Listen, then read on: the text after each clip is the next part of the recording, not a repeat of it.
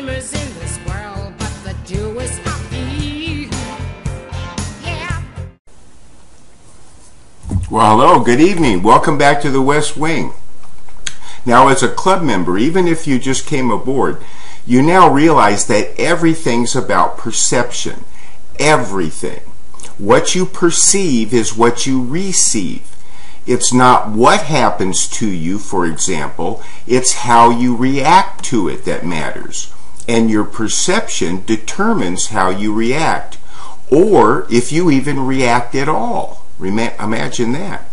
No one has a money problem, to use a predominant example. He or she has a perception problem. Therefore, everything we do in our one-of-a-kind club revolves around our dream tickets because they are what change and expand our perception. Remember, you cannot think your way into right action, but you can act your way, dream tickets, into right thinking. Every single dream ticket is literally an inspired action we take that enhances our perception.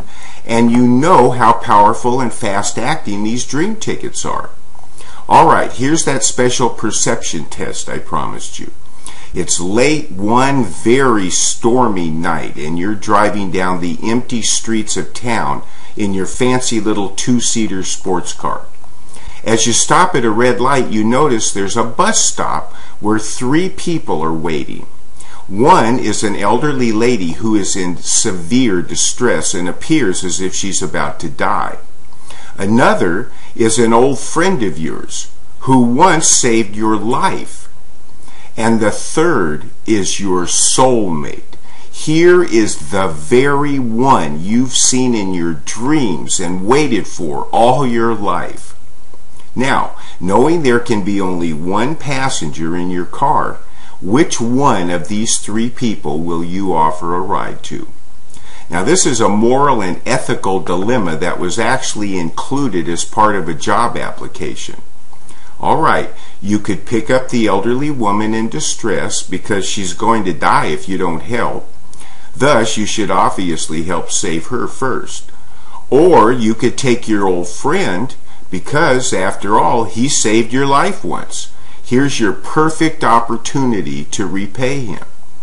But then, how can you possibly throw away this one unbelievably rare opportunity to finally meet your soulmate?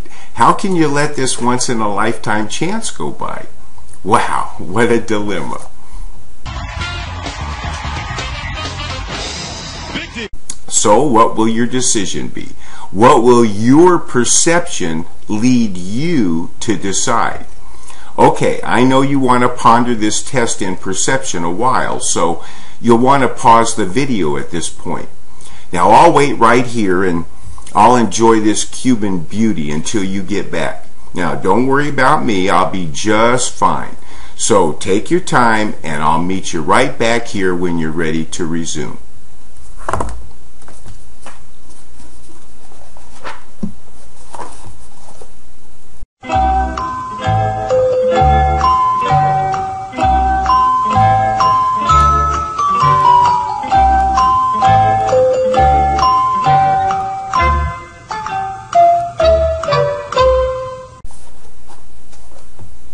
Oh, all right. Welcome back. Boy, you sure took your time. No, I'm just kidding. This cigar was worth it. Now, out of 200 job applicants, the candidate who got hired had no trouble coming up with his winning solution. So what was it? All right. Here's his answer. I would give the car keys to my old friend and let him take the lady to the hospital. Then I would stay behind and wait for the bus with my newfound soulmate, the woman of my dreams. See, an entirely new world opens up to us when we give up our old, habitual, stale, rigid, tenacious thinking process that keeps us trapped, frustrated, and limited, especially financially limited. So change it. Develop a brand new, effective process of thinking and awareness. Now, how do we do that? By expanding our perception. And how do we do that? Well, it requires action, performing our dream tickets. And that's it. But as Confucius said, the way out is through the door. Why is it that no one will use this method? Can you believe that? Isn't that great? Confucius said that. And every single one of our dream tickets takes you through another door and expands your perception. Now, Confucius also said, it does not matter how slowly you go, so long as you don't stop. Now, what he means is, don't lose momentum. It's so much more difficult getting out of first gear. So don't fall back into first gear. Keep moving, even if it's only very slowly. Just don't stop, as Confucius advised. And what did Confucius say about performing our dream tickets? What? You think I'm kidding? Well, just as Emerson and Thoreau taught us about orange traffic cones even before they were invented, Confucius had this to say. In fact, he had two things to say about our dream tickets.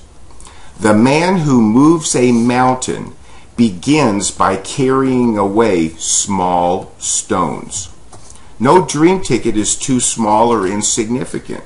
And he also said this, I hear and I forget. I see and I remember. I do and I understand.